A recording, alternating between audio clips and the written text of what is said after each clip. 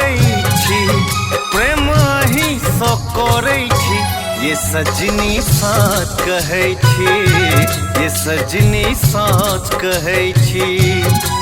बात झूठे बखानै छी, बात झूठे बखानै छी, ये सबटा बाँजनै छी, ये सबटा बाँजनै छी।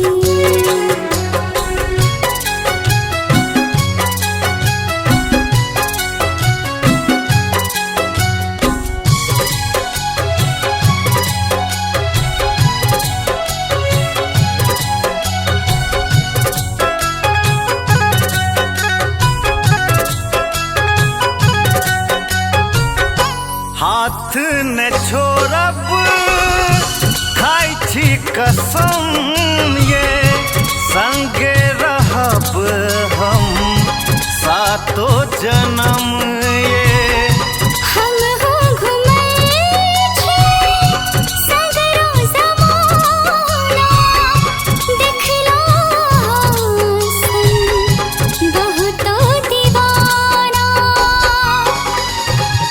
जौने ना छोड़ हमरा ये रानी, बुझू हमर मोनक परेशानी, ये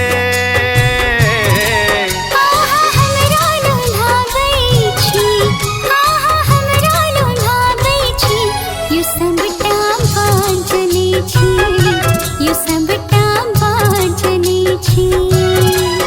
प्रेम अही सँ करै छी, प्रेम अही सँ करै छी, ये सजनी साँच कहै छी, ये सजनी साँच कहै छी।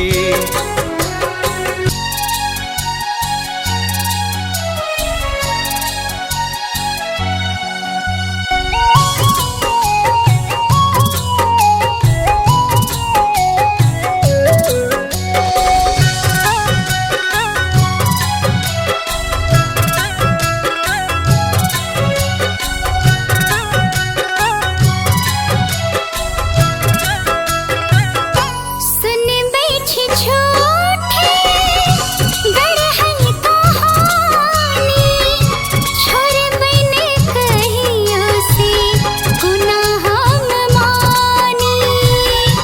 कोना को जताबी, कोना हम बताबी, कहू तखने मर को देखा दी।